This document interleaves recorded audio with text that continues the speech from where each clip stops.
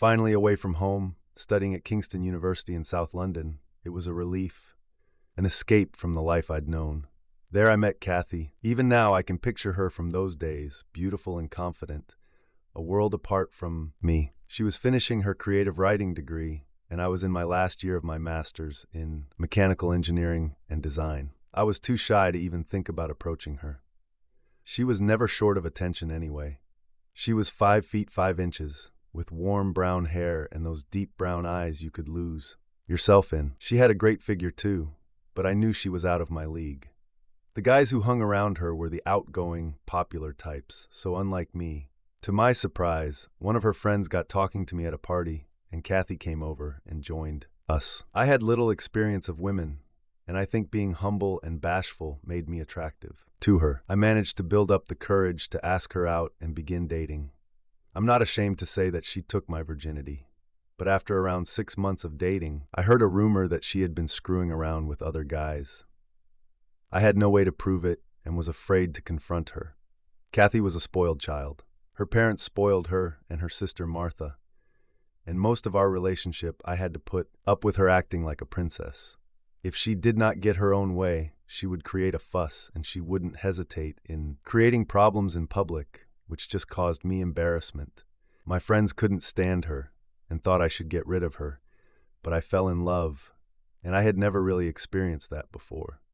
When we graduated, we both found jobs and managed to find a flat outside of Southampton and Hampshire. Her family were from there, and I had long since stopped having anything to do with mine. We were married a year later, and the following year we welcomed Sophie to the world, shortly, followed by Ava a couple of years later. Kathy loved being a mother, and everything between us seemed to be great from then on. I got promoted a few times, and then 10 years ago I started working for Cooper Engineering. The increased salary and bonuses helped us to save for a better house, but like most people in the world, 2008 was a bad year. The economic downturn meant that many people lost their jobs.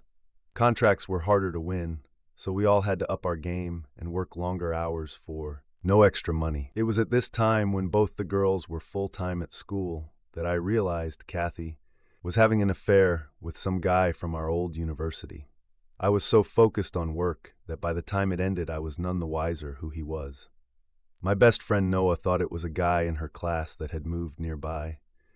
I confronted her once about it, and she just laughed in my face and told me to stop being stupid, but I could tell she was lying. The fact I was able to keep my job and the good salary meant I was in a great position to buy a nice house. Kathy was always on at me to own a house that befitted our status, whatever that meant, but I conceded as I always did, and we managed to buy a beautiful detached 5-bed house in Southampton. It was a buyer's market at the time, so we got a good price, even though the mortgage was a little steep. One thing I did do that was out of character was to open a new savings account in my name. I only put my end of your bonus in it, and with me being the sole breadwinner and the one responsible for all the finances in banking, I don't think Kathy would have known about it even if I waved the receipts under her nose. In retrospect, this turned out to be one of the best things I could have done. I needed some protection because I was not sure if Kathy planned on dumping me if the old lover ever returned. After that time, everything seemed to go back to a semblance of normality, and the girls were always a top priority for me. I encouraged them in education and made sure I spent plenty of time with them at weekends. In fact, it was me who took them to dance classes, concerts, and to the zoo on more occasions than I can remember. Kathy always seemed too busy on her coffee outings with her other spoiled and lazy friends. I rarely socialized with the other husbands, but we all seemed to be him-packed and under the thumb to varying degrees. My friends used to sing "Under My Thumb" by the Rolling Stones to me when I had to cancel plans in favor of whatever Kathy wanted to do. Even at work, the guys on the factory floor would make comments about my marital situation, especially Kathy's control over me. It was only a few months ago that it all came to a head. Ava had just left for university, and for the first time in 18 years, Kathy and I were alone. Both the girls were attending our old alma mater, and as I finished unpacking Ava's belongings into the apartment she would be sharing with her sister, she turned to me and asked why I was even with their mother. I was gobsmacked, as she was always such a quiet girl, like her old dad. "Dad, I heard she's screwing around with Simon Cooper at your company." Ava said. I can remember the tears in her eyes even now as she spoke. It was news to me, but I was not surprised. All these years, I could have investigated her affairs and never did for fear of breaking up the family and my girls suffering for it and resenting me like my sisters did my dad. I allowed her to cuck me because the alternative did not bear thinking about. I still loved her, but I loved what we had created even more. This news did a number of things to me. Firstly, I realized for the first time the level of animosity felt by my girls towards their mother was far greater than I could ever have imagined. They loved and respected me, but I knew they were disappointed I hadn't taken a tougher stance with Kathy. Secondly, it brought up old feelings I felt towards the women in my life while growing up and how that contributed to my weaknesses. Finally, I realized at work I was being talked about and laughed at openly by the staff, and most noticeably by Simon Cooper, who just happened to be the nephew of the owner, Ethan, and the man cucking me. I did not know what to do, but I knew I couldn't go on allowing this. Especially now my youngest daughter was aware of the ridicule I was receiving at the hands of Kathy. I knew I had to confront her. My heart was racing as I was sitting at the kitchen table, waiting for Kathy to return home. When she finally appeared, I found I was unable to speak again. She just looked at me in a way I can only describe as apathy and with contempt. She said nothing to me as she emptied her bags into the cupboards. Finally I spoke. "Are you having an affair, Kathy?" She turned to face me, slightly blushing, but with no hesitation she replied, "I wouldn't call it an affair, darling." I was shocked and sickened by her admission, and yet waited silently in anticipation of her explanation of how screwing another man was not classed as an affair.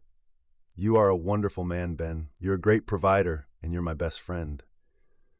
But there are things you can't provide. Me, and I'm not ashamed to say I want it all." She said bluntly and openly, "So that means you're cheating on me?" I said, dismayed by her brazen approach to infidelity. "Only my body," she said, "not my heart or my mind, Ben, that belongs to you." My head was spinning and my stomach was in knots. The sheer, unabashed cheek of what she was saying left me speechless. "I never deny you sex, Ben, and all I'm doing is exploring with a couple of younger guys," she admitted. "What?" I screamed. I never raised my voice, and my reaction took her aback. She walked around the table and took a seat opposite me. "Don't shout at me, Ben," she said, regaining her composure. "You admit to cheating on me with 2 guys, and I'm supposed to be quiet," I replied. "I love you, Ben, but this is how things are going to be. Live with it, or I'll leave and be with him anyway," she said, issuing me both a threat and an ultimatum. I just sat looking at her when her face softened. I thought for a minute she had seen the hurt in my face. "Everyone does it these days, Ben. My friends have had flings with younger men, and they say it makes the marriage better." She said. I was in shock. I was struggling to absorb it all before, but now Kathy was actually trying to justify her adultery by telling me all her friends were cheats too. As for the notion that it would make our marriage better, was contemptuous at best. She did not care for the marriage or me, only the comfort and security I could provide. I spoke again. "So I can have another woman. Is that what you're saying, Kathy?" She looked at me for a few seconds and then laughed in my face. I sat in silence as she continued to laugh before trying to control herself. "Yeah, right, Ben. Come on, be serious. You struggle to speak to women you have known for years. What chance are you going to have to chat someone else up?" She was openly mocking me whilst continuing to giggle, and I felt embarrassed and ashamed. But she refused to let up. "This is how it's going to be, Ben, so don't ruin a good thing. I'm still your wife. I still love you, and I still come home to you every night. Do not mess up your life by complaining about it or doing something you'll regret." She left me at the table contemplating what had just happened to my life, to my world. She was so open about her activities that I realized she did not care for me one little bit. I did not care if her friends were all cheating 304s, but that did not give her the right to be one. Not only that, but she actually had the audacity to threaten me. I was angry, very angry. That night I slept in the spare room. I couldn't face being anywhere near her. But around midnight, Kathy woke me up and asked me why I wasn't coming to bed. Was she really this deluded? I knew she was a spoiled bitch, but really? "Oh, come on, Ben. Get with it. This is the way the world works now. You're just acting like an old man," she said. I said nothing. I could sense her presence still on the landing, looking into the spare room. "Oh, suit yourself, Ben. You'll come back to bed soon, I know. You deny me nothing, and you know as well as I do. I'll get my own way," she said confidently. In reality, she was right. What had I ever done in a 22-year relationship that suggested anything other than my unbridled loyalty and willingness to go along with everything she said and wanted? It was public knowledge that I was under her thumb and henpecked, and now it was well known amongst her friends and my work colleagues that I was a cuck too. Next morning I went to my office. It took just a few steps in and was greeted by Simon Cooper, the man my wife is screwing. He smiled at me and asked, "How's your wife been?" "Hope she is good." The smug look on his face as though he was about to burst into laughter at any minute just made my blood boil. I just looked at him and said nothing. I heard a few giggles by the coffee machine from grown men. I just looked at them as they stood their ground. I made my way past them as they continued to chuckle at my expense. I felt like the whole world knew my business, and even the boss's secretary, Chloe, seemed to find my situation laughable and open to mockery. I walked into my office and sat at my desk. My day had started off in the worst possible way, and now I was a laughingstock at work, as well as home. I tried my best to focus on my project, but the anger within me refused to abate. I decided to start looking into my father. All I knew was that he was born in Cambridgeshire and left us at the age of 38 in 1977. So I searched for family history sites in that area. Within a few minutes, I discovered that there were 14 people named James Collins in Cambridgeshire who were born in 1939.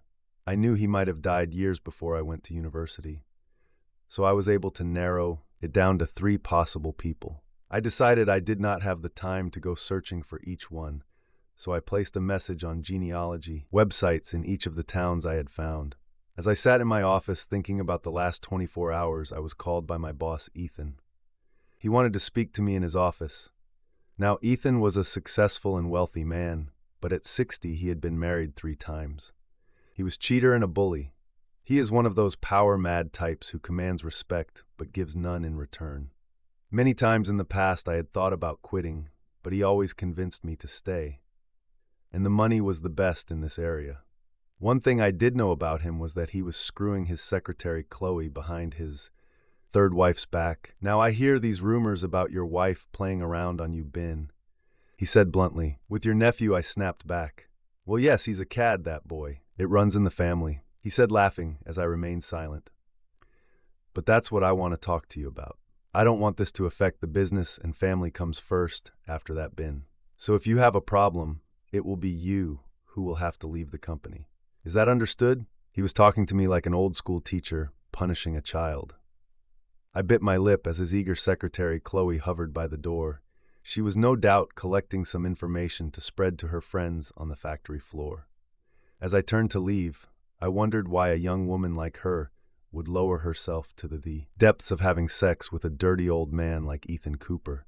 As I passed her, I heard snickering again. I put my head down and walked out. As the door closed behind me, I heard the explosive sound of laughter, which was obviously at my expense. As I made my way back to my office, I realized that being here was doing me no good at all. I had paid for my girl's education, and all I was doing now was financing my wife's infidelities.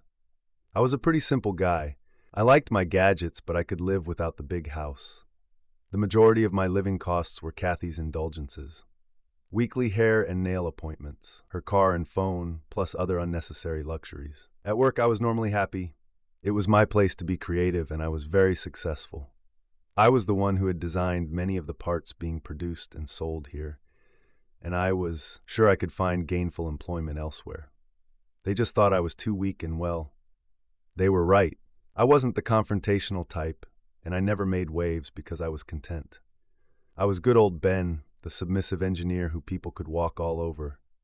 I looked at my screensaver of the family on holiday. I rolled the mouse and the page opened to my email. I had a message waiting for me, and it was from a woman called Amanda Foster from the Cambridge Genealogy Committee. I was taken aback by how fast they had replied. I clicked and read the message. I was blown away. Amanda had read my message appealing for information on my dad and had gotten in touch with a woman who claimed to be his niece. Her name was Claire Davis, and she was my cousin.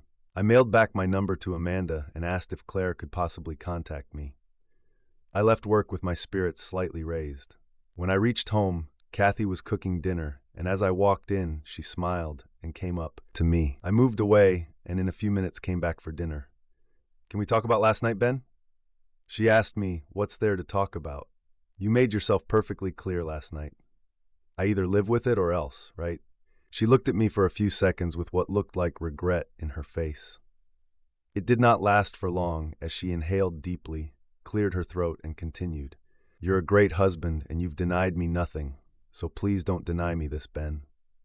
She was almost pleading. If I'm so great, why cheat on me? Why make a fool of me? I asked honestly. She became flustered and just shrugged me off. She had no answer. She was just selfish, and I was growing tired of it. I couldn't do any more to make her happy. The hours I put in to pay the bills and give her everything she wants, and I get nothing but disrespect and ridicule. I drive a 12-year-old Range Rover so she can drive one less than 2 years old. Look, Ben, I have needs, and you just cannot fulfill them. So you either deal with it like I know you're going to, or you lose me to a younger man. You mean Simon Cooper? You might as well use his name, Kathy. Everyone knows he's screwing you.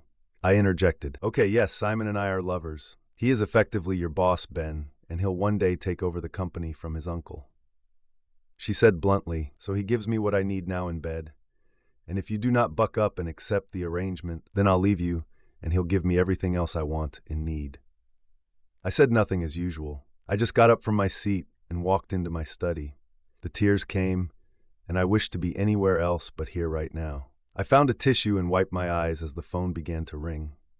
I picked it up the phone and heard a strange voice on the other end. It was Claire. We spoke for about an hour, and when I put the phone down, everything else was gone from my mind, and I had a huge smile on my face. Claire was delighted that I had decided to look into my father and had so much to tell me. I found out that my mom had indeed kicked my father out of the house. So she lied to me all my childhood. He sadly died in 1983 when I was just 11. He had died of alcohol poisoning, and his mother, my grandmother, always blamed my mom for his character and state of mind after he left us. Claire told me he longed to be back in my life, but was prevented from doing so. We arranged to meet at the weekend at her home in Cambridge. I was excited, and I knew the break would do me good. The rest of the week dragged on. Things at home were the same, and at work I was being constantly laughed at behind my back. Simon and his pals thought it would be funny to hang a pair of knickers on my office door. I looked at Chloe and she said nothing. Inside the underwear was a post-it note that said, "Please return to your wife, I was broken." I sat at my desk and cried that day too. I wanted to blame everyone except myself. I would be glad when Saturday arrived. I told Kathy I was going to see a friend in London, and she didn't really care what I was up to. I guess she would be screwing around on me, so being away made that easier for her. The drive up to Cambridge was stressful. I eventually found Claire's house an hour after I was expected. It did not seem to bother her as I was greeted with the best hug I had received in years. I was introduced to her husband Greg and their 2 young children, Grace and William. With the formalities over with, we got down to talk about my father and my new family. Claire had such a warm, selfless personality, and she and Greg talked over each other and finished each other's sentences. I guess they were both eager to share the story of our family. During my time there, we were joined by Mark and Hannah Collins. He was my cousin also and brother of Claire. We got on really well, and he added what he knew about my father and the family. After lunch, we went on a little trip where I was given time to think. When we returned, Mark and I spoke about our jobs and our family life. He could tell things were not good, and for some reason I confided in both my new cousins.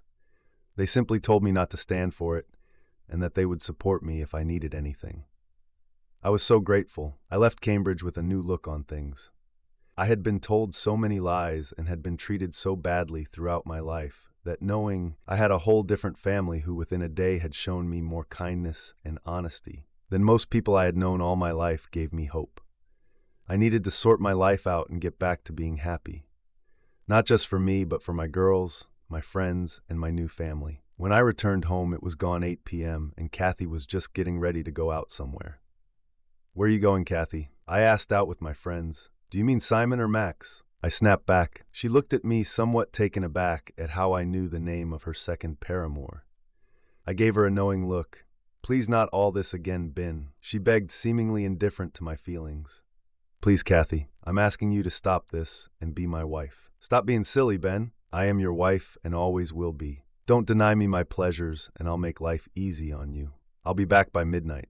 She had completely ignored my wishes and continued to threaten me. She walked towards me with her arms open wide, so I turned my back on her. She said nothing of my blatant snub and just collected her Prada handbag and headed for the door. "Again, Kathy, as your husband, I'm asking you not to do this." My voice now getting stoner, she stopped in her tracks and looked at me as though asking herself, who was this guy? And who does he think he is talking to me like that? It lasted only a second again before she burst out laughing. "What are you going to do, Ben?" "Leave me. You'll never have the balls to do that. We both know you'll always be here for me." I was crestfallen. I dropped my head as her words reverberated through my head. "For me, no balls. Deny me my pleasures." I always knew she was a spoiled brat. Her parents had seen to that. I knew I treated her like a queen, whereas I was the workhorse. I knew she was selfish, but always believed she loved me more than anything. I knew I was a fool, and I knew I had been for way too long. That had to end, and I needed to make plans to make it so. I wasted no time in getting things rolling. In fact, I started while she was out getting screwed by Simon or Max. Maybe they were doing her together. That is probably what she meant by getting her pleasures. Having her cake and eating it. I provide all the safety, security, and material goods, and two young a-holes get to screw her any way they wanted to. My thoughts were making me angry, and I was beginning to lose focus. I needed to find a way to destroy the last vestiges of affection I had left for her, and I think I found a way. I found the box I was looking for and the specific picture within that box. It was the only one I had of my mom and sisters. I did not think it would work, but I cut a picture I had of Kathy's face and pasted it next to them. I had no love left for them, and adding Kathy's smirking face to the picture might just do the trick. I placed it on the desk next to the monitor in my study. At around 12:45 a.m. I was finishing up. I had pretty much worked out what I was going to do in the short term. I had an idea of when I would leave, but it could be a few weeks yet. I had the time because it was not like Kathy was expecting me to go. It might not work, and I would definitely require help to pull it off. But I had convinced myself by this time that I would go through with it. I heard someone stumbling through the door, and as I got up to look out of the window, I saw Simon Cooper's car pull away. I heard her climb the stairs, so I quickly wiped my history. In future, I would have to use incognito mode.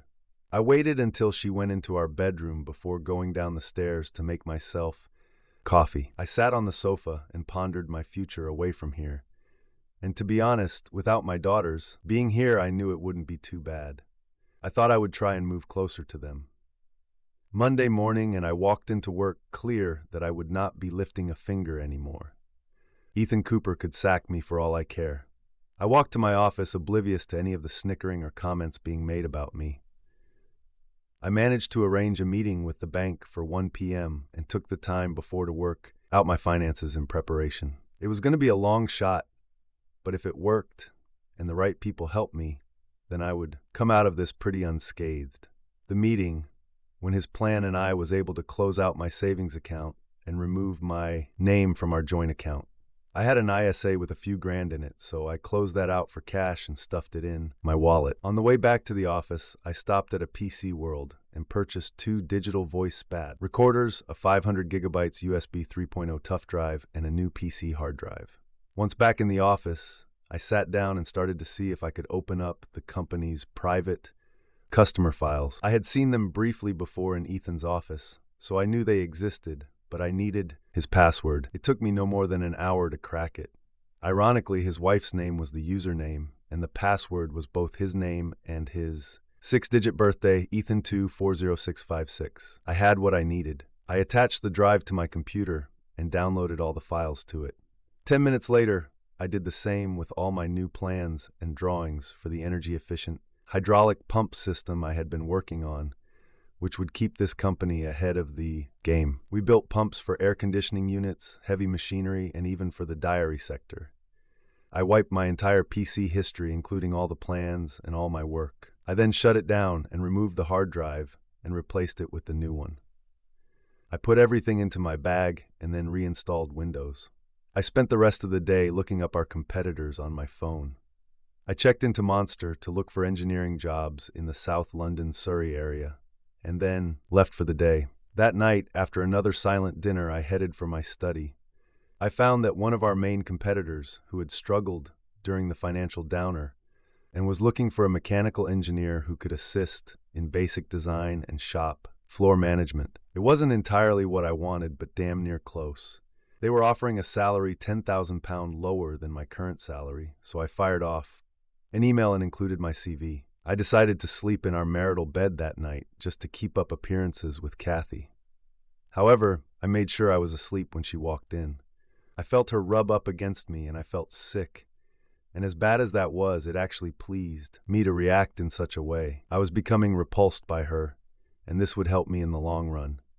The following day, I received a call from a very surprised-sounding Robert Williams from Sutton Hydraulics. We spoke briefly, and he couldn't believe I would consider quitting Cooper Engineering for his smaller company. He near-on offered me the job on the spot, but I insisted on an interview the next day. He agreed. Another vital cog had been fitted, and the wheels were beginning to turn pretty fast. I had plenty of time on my hands, so I started to research flats in the area. I found one. It was situated 15 minutes from the girls and 5 minutes from work. I arranged for a viewing the next day after the interview with Robert Williams was finished. Next, I spoke to Ethan and told him I had to go and see my daughters at Kingston the next day to sign some papers. He just brushed me off and said go. That night, I called my best friend Noah Jones. We had known each other since sixth form. We both got in at Kingston, but he studied finance and mathematics. He was now a big-time banking analyst in the city and lived with his wife, Megan, and Lee, children in a nice house in Twickenham. Best of all, he and his wife loathed Kathy, which meant we rarely socialized with each other. As couples, I arranged to meet Noah the next evening after my interview and flat viewing. He knew I had something playing on mind, but I told him I would tell all when we met. Before meeting Noah, I met my daughters and told them of the situation. To my surprise, they both were happy and displayed their frustration at their mother's behavior and pledged their faith and support in me. A day later, I met Noah and Megan. I told them everything that had been going on in the first part of my plans. They were more surprised that I was fighting back than by Kathy's infidelity to them. That was pretty much par for the course in their eyes. So I leave her now, Ben. Megan asked, handing me another cup of tea. I told them all about the meeting with my cousins and the truth about my dad being kicked out of the house by my mom and how my sisters took her side. My dad was just like me, or shall I say I was like him, but this time my girls are on my side. So it was that discovery that triggered you into finally standing up for yourself? Noah asked, concern etched on his face. No, I was taken to my father's grave. I was hesitant at first, but I managed to lay some flowers and say a few words. It was then I looked at the etching on the stone that left me shocked. It was then I knew I had to leave. I explained, what was it, Ben? They said in unison. It had an image of a rose, and below that it said in loving memory. It had the date of his birth, and below that it said the age he was when he died. There was a period of silence before I spoke again. He died at the age of 44. The age I am now. Both Noah and Megan recoiled slightly at this news, and I knew then they understood. There have been times when I could have reached for the drink like he did, or did myself, and like my grandmother believed he did. I had a choice, be like him or fight back. I said clearly, I decided I wasn't going to kill myself trying to be the perfect husband anymore, and being abused and ridiculed in the process. I felt weaker at that point than I had in weeks. Admitting to my friends how low I had been was harder than I imagined. Noah shook me out of my mood. What do you need from us, Ben? Please say no if it's too much, but I have a plan to protect myself and screw the bitch. Over. Megan interjected. I smiled and nodded. I guess Megan did have a tough side to her character. When I thought she was having an affair in 2008, I opened a separate savings account and put all my bonuses and any spare cash into it. It was also, with a stroke of luck, that the only way we could get a mortgage for the amount we needed was if I applied in my name only. Kathy had no real work history, so it was just easier for me to apply alone. I knew if anyone was capable of following my train of thought, it would be Noah. I asked Noah to transfer the ownership of my house to a new company that he would create. I pay off the mortgage. All I need to do is contact the land registry and transfer the deeds into his company. Noah was skeptical. I told him that Kathy will have no money to fight the case, and her parents will not support her if they find out that she is sleeping around. They are religious and value their ethics more than their daughter. They agreed and even offered to help cover the mortgage and stated that I can pay later. On my way home, I went to the local Land Rover dealership.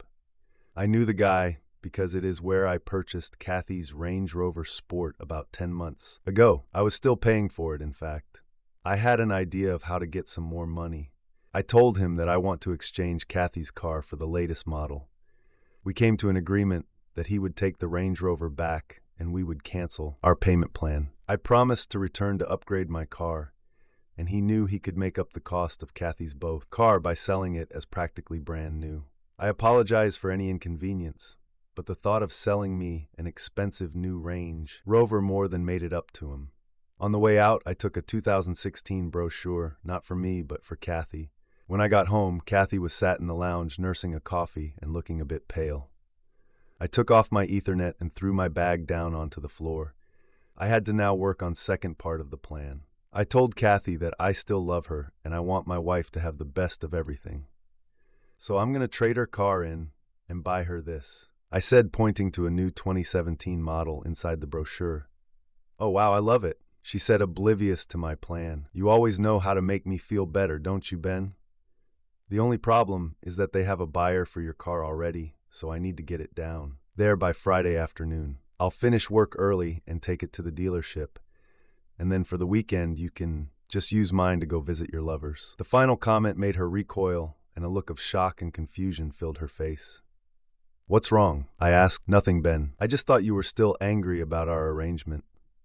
She asked. Not our arrangement, Kathy. Your arrangement. I had no say in it, remember. But I guess I have no choice, right? I said, hoping to get a response. She just nodded as though she had finally put me in my place and I had conceded defeat. I love you, Ben. I turned to look at her, and a genuine look of concern greeted me. I said nothing in reply and just walked off into the kitchen. My phone began to ring and I walked out to the back garden to take it. Noah confirmed the money had been transferred. I was good to go. The next day, I wasted no time as I entered the bank and was shown into the mortgage specialists. An hour later, the mortgage was paid off. All my remaining accounts were closed. I walked a few doors down and opened a new account with another bank. I was a happy man knowing that I wouldn't have to pay anything again. Unless Kathy got a solicitor and took me to court. My smile faded. Next day, I contacted the land registry and filled out the appropriate online application. I had all the details of Noah and Megan's new company, and within 10 minutes of applying, I was sent a confirmation email telling me it would take 3 to 5 days to complete. Once this was done, I would simply hand over the deeds to Noah, and he could register the property to his company. That same day, I knocked on Ethan's door. Chloe was in there with him, of course. Fridays were usually the day the dirty old o-hole had his way with her, and I think I disturbed their amorous activities. She left us alone. I placed my resignation down on his desk. He looked up at me with that stupid smirk on his face. What's this? He asked. My resignation. I replied, I think it's best if I leave straight away. I'm sure with the situation regarding our families, I doubt you want me here too long. He looked dumbstruck. I'd be grateful if you can get my P45 ready by Monday. And please don't mention this to anyone. My wife doesn't know. I said brashly, you can't do this, we need you. He said pathetically, not as much as you need your nephew, apparently. I'll be in on Monday to collect the last of my things. I pretended to drop a pin from my pocket, and when I bent down, I removed the digital recorder from my sock. I had managed to construct a pin to it, and as I stood back up, I hit record and pushed it up under the seat and into the wooden frame. If that's all, Ethan, I have things to do. Okay, Ben, but don't come crawling back when you're skinned. Your money is the only thing keeping that cheating wife at yours with you. Do you realize that? Of course I know that, Ethan. I wish my wife was as loyal your wife is, I said, smiling. I knew that one hit him where it hurt. I turned and left his office. An hour later, I drove home and picked up Kathy's car and logbook. I drove to the dealership and dropped off her car. Thankfully, John Reeves offered to drive me home. I gladly accepted. When I got home that night, Kathy was sitting at the kitchen table with big red bags under. I knew she had been crying. I asked her what happened. She reluctantly told me that she got gonorrhea. I laughed. Shit, did I laugh, and she just glared at me. Well, just take the drugs, and soon enough you will be back on you back. Oops, I mean feet. If looks could kill, I would dead already. I slept well that night for the first time in months. Of course, I slept in the spare room. Saturday morning, and I was feeling great. The good night's sleep definitely helped me, and I went into our bedroom and woke Kathy in bed to tell her I was going to give her some space to rest and recover. You think I'm disgusting, don't you? She said. I said nothing, and suddenly the tears began to flow down her cheeks. I just want you to get better, that's all. Oh, Ben, I do love you so much. I think I've messed up big time. I told Lauren about my problem and she sounded horrified. At first I felt bad for her, but it disappeared even quicker than I thought it would. That shocked me a little. I realized that I had lost all love for the woman I have been married to for 21 years. Could it really disappear that quickly?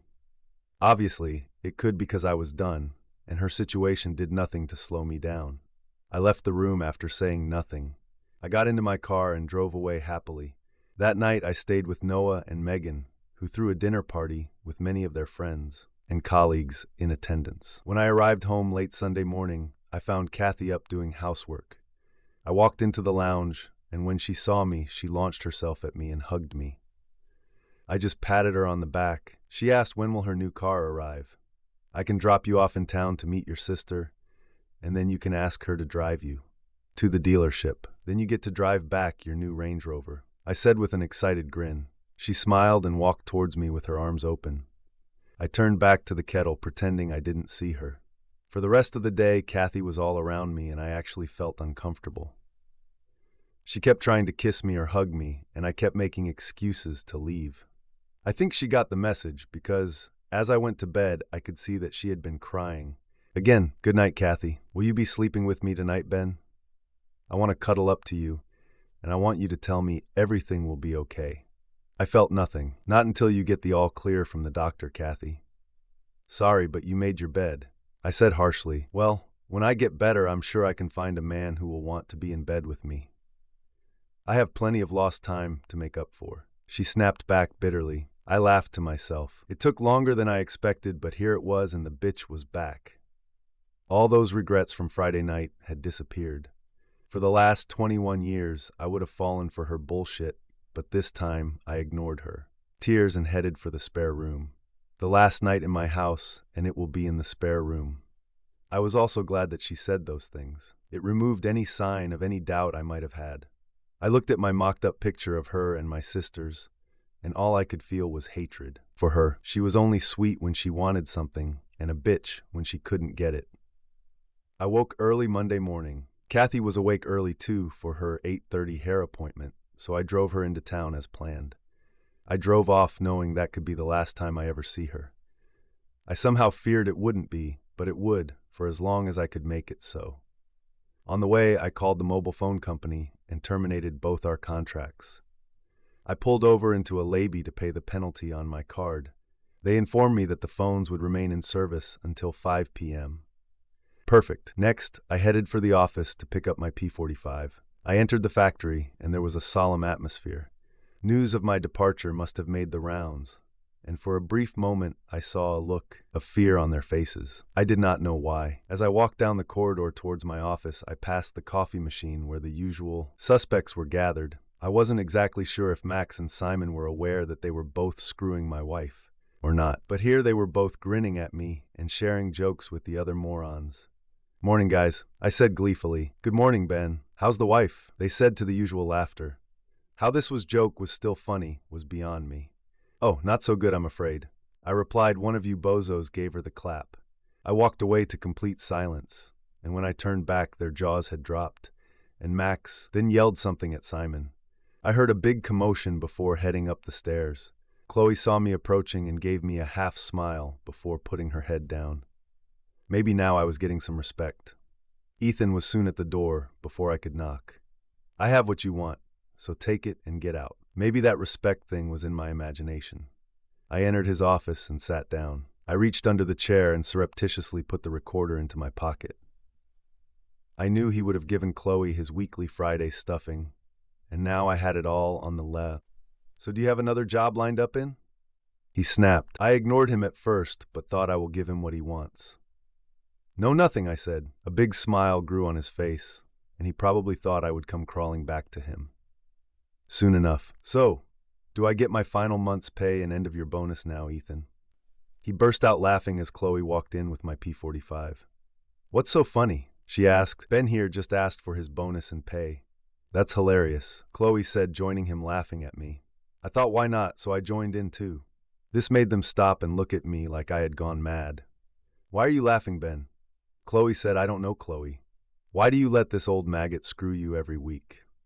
I said as my laughter grew louder. They froze as her eyes grew wide and Ethan began to turn red with anger. I bet Mummy and Daddy are proud of their slutty little daughter. She dropped my paperwork on the floor and ran out of the room in tears. You a hole, Ethan said. Get out of my office and out of my company before I get the boys to drag you out by your ears. I laughed as I walked out and into my office to collect the last of my things. I was still laughing to myself as I pulled up to my house. I got out and dropped the back seats. I opened the boot and went inside the house. I walked around the house thinking about what I wanted to take with me. I had a few Romero Brito artworks and so took them down and wrapped them in some plastic I'd found in the garage. I packed them into my car and continued around the house collecting things. Finally, I went upstairs and emptied my wardrobe. I took all my paperwork from the safe, including the girls' birth certificates and my wedding certificate. I found a loft ladder and went up and found all my old stuff. My degree and the family photos were all up there. I went into the master and took all the jewelry I had brought Kathy over the years. It must have been over 10,000 pounds worth. And then I took all the handbags, shoes, and expensive coats I had brought too. In fact, the whole damn wardrobe was purchased by me, so I took the lot. I was always the responsible one, so I had receipts for nearly everything for insurance purposes. It would serve me well when I come to sell it all. When I was done packing, I realized I would need a TV, so I took that too, along with my movie collection and the Blu-ray player, of course. By now, my car was way too full. I thought I could lose all of Kathy's clothes and a few more items I really didn't need, including some of my old clothes. A new me would require a new wardrobe, and the girls would jump at the chance to help me. Out with that. I found all the best pictures of me and the girls and packed them into the car. I was in no real rush because Kathy wasn't going to be back until gone 2 p.m. I made a cup of tea and took 5 minutes. Well, you have to have a cup of tea. It's in the Magna card, I think. I picked up my phone and called the TV company and canceled the satellite, phone, and internet. I called British Gas and Southern Water to cancel the utilities. It would take a few days, but I did not care. I returned to the bedroom and sat on the bed when I noticed something that gave me an idea. One that scared even me. It was sat at the top of the wardrobe in a dusty old box. It was Kathy's wedding dress. She loved it probably more than me. I took it down and then found amongst the box of photographs on the bed our wedding album. I grabbed the juvie cover and snatched everything up and headed towards the garden.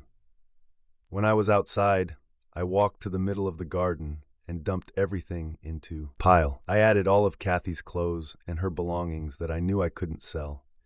I made sure I left her underwear alone because, well, I did not want to catch anything. I went to my car and closed all the doors up. I was ready to go, and looking at my watch, it was only 1:45 p.m. So I called up Robert Williams and told him I could drop off my P45 later that night with a night shift.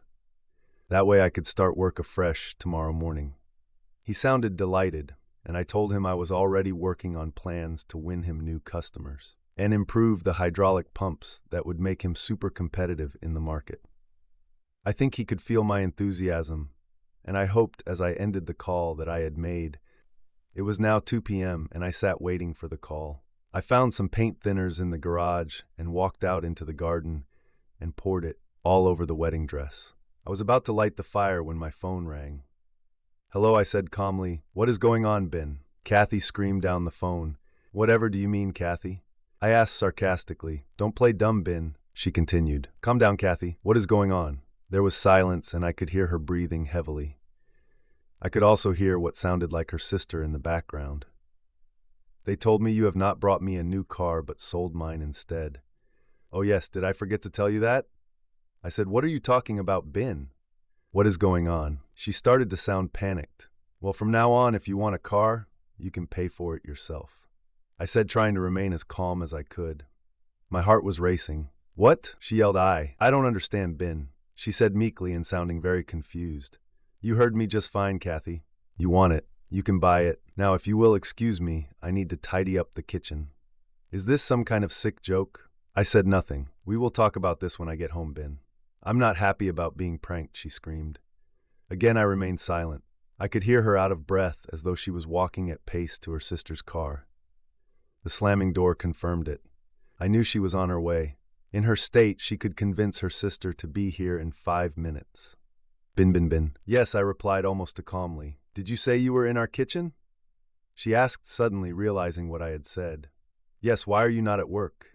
she asked. I said nothing. Bin. She was now breathless, and I could hear the panic and confusion in her voice. I put the phone down as she continued screaming my name. I walked outside, struck a match, and lit the pyre. Our past went up in flames as I walked away. I took our marriage certificate from my pocket and tore it into pieces and left it on the kitchen table, along with a single photograph of us all on holiday in Disneyland. It was a great time with many happy memories. I wonder if she thought so too. I got into my car and drove away. As I got to the end of the street, I could see in my rearview mirror Kathy and Amanda pulling up to the house. Neither of them looked up. They just ran into the house. I switched my phone off, smiled, and pulled away.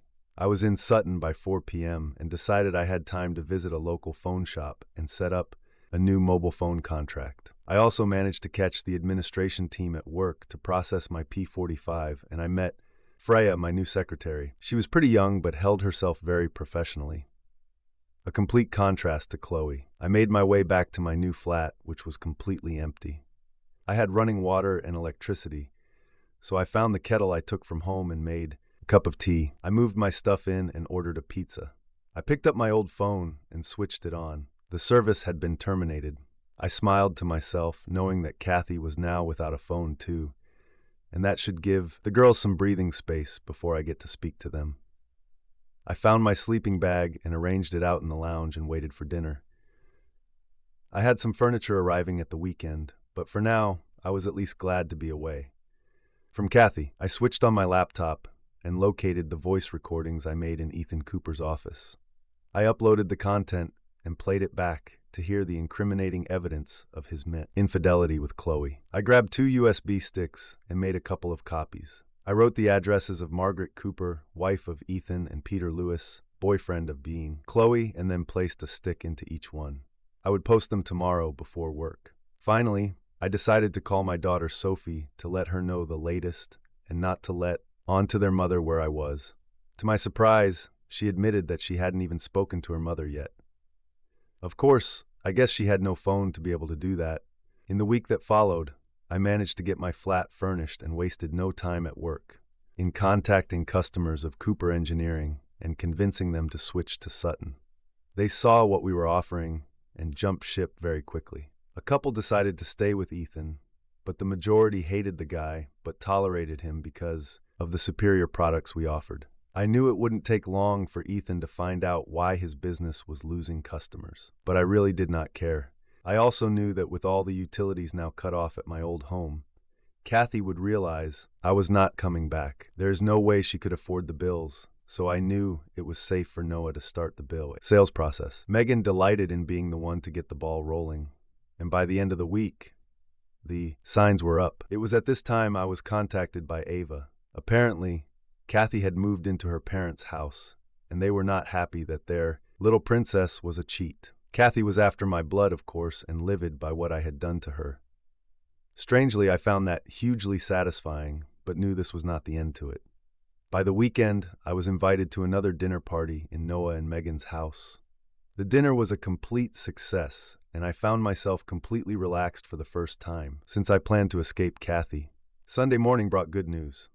After only a week on the market, I had received 2 serious offers. I accepted one for £550,000 straight away. I knew it could be some time before it completed, but I made arrangements for the money once it was finalized. I would set up ISAs and the girls' names and then ask Noah to spread the rest amongst numerous investment funds. I would also pay him back and take a chunk in cash to keep in my home safe. I still felt the need to protect myself. As another week passed, I was delighted to find out from Noah that the sale could be very quick. I contacted a removal company and instructed them to empty my old house. The girls called their mother and asked her if she wanted anything, and she was now even angrier and threatening. I promised the girls that it would soon all be over. On Tuesday morning, I was talking to one of our new clients who had been in a meeting with Ethan Cooper over a possible renewal of a supply contract. He had told Ethan that he would be moving to Sutton Engineering, and Ethan was not surprised. He had found out that Cooper Engineering had to cut 50% of its staff due to loss of work. He also informed me that Mrs. Cooper was divorcing Ethan for adultery. I had absolutely no sympathy as I was totaling up the commission checks in my head whilst talking. I had no idea what happened to Chloe and her boyfriend, but I knew he had got my gift, if Mrs. Cooper had received hers. And even if he hadn't, I am sure it was well known why Mrs. Cooper was divorcing her husband. I wonder what her friends and family would think of her cheating with an old man. To reward me for all the new work, I was given a brand new Land Rover Discovery HSC.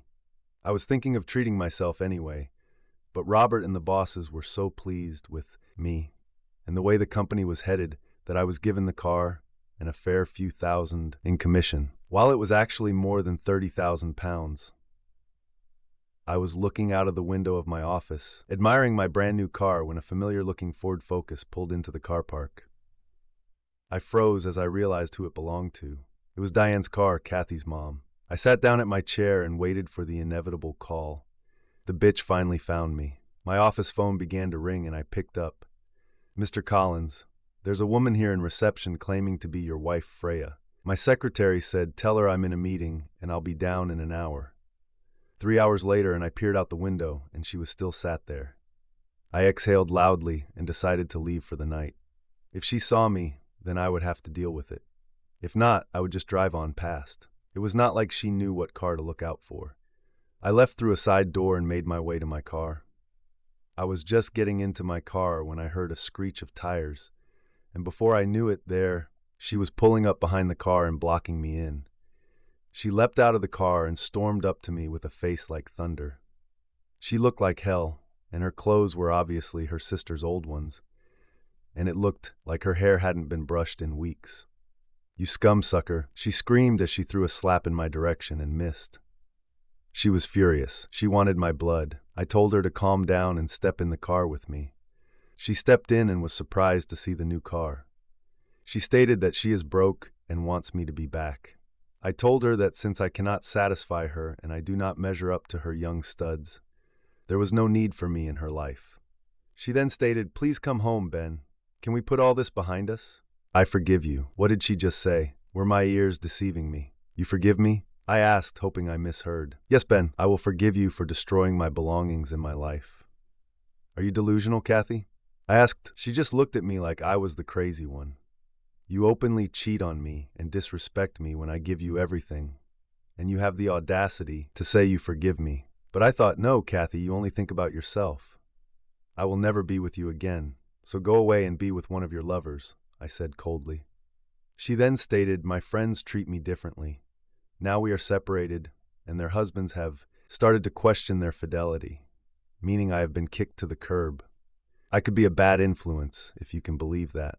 The truth is, she was in part responsible for all the bad things that had befallen her. But I did have sympathy for her. She messed up and was paying the price, but how big was that price? She had a great life, and she ruined it through greed and disrespect. However, I knew I had to move on. "I have nothing left, Ben. I need you and I want you back in my life." I have no money and no job. When will I get my share of the house? There it was. At no point have you told me you love me. You just need me, Kathy, but I do not need you. As for the house, I defaulted on the mortgage and lost it. I lied. Her eyes widened and her jaw dropped. She was shocked by what I had said, but at least I knew what this visit was all about. I want a divorce, I said. No, please, Ben. Of course I love you. Over 20 years together, and I made a little mistake and you burned me down. A very big, unforgivable mistake. Kathy and I will never come home to you. Please, Ben, she screamed, her cries echoing through the car. I want a clean break, and if you agree to it, I will give you 30,000 pounds in cash, I offered. I saw her face change and a new resolve replaced the tears. You know, she yelled, I will fight you in court for everything. There is no way you lost the house. You were too smart for that. Shit, she was right, and now she had me on the back foot. Okay, Kathy, I'll put it this way. I started. You will never get a penny out of me. She moved her hips round and fronted up to me. I'll fight you for everything and more, Ben. You have no money. Kathy and I will move my assets around so much you will spend a fortune trying to track down the money. I'm smart, remember, so by the time your solicitor finds it, you would have racked up a bill that would wipe out any gain. I suggest you take the money I'm offering, or I funnel that away too. Your call, I said sternly, and never letting my eyes leave hers. You a hole, I loved you and gave you children, and this is how you treat me. She said angrily, thanks to me, our girls will go far. They won't be liars or cheats, and they will be selfless and not selfish like their mother. So take the money and get out of my life. My anger was beginning to come to the surface, and she looked at me as though I was a stranger. Okay, she's bad. I'll take the money and agree to the divorce. Good, I'll get it arranged. With that, she got out of my car and slammed the door shut. Seconds later, she sped away and out of the car park. The following day, I filed for divorce on the grounds of adultery. And a week later, I arranged to meet Kathy at the girls' flat. The sale of my house had gone through, but I held off investing it until the papers were signed. We attempted to be civil in front of the girls, but it was a struggle. I handed Kathy the cash, and she signed the papers. I kissed the girls goodbye and wished Kathy good luck.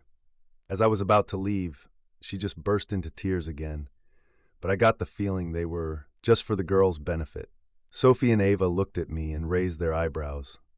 They knew. See you next weekend, Dad, Ava said as I walked to the door. I walked back into the room as Kathy continued sobbing, and nobody paying any attention to her. I suddenly realized what Ava was talking about. Oh yeah, the Coldplay gig. Everyone is looking forward to it.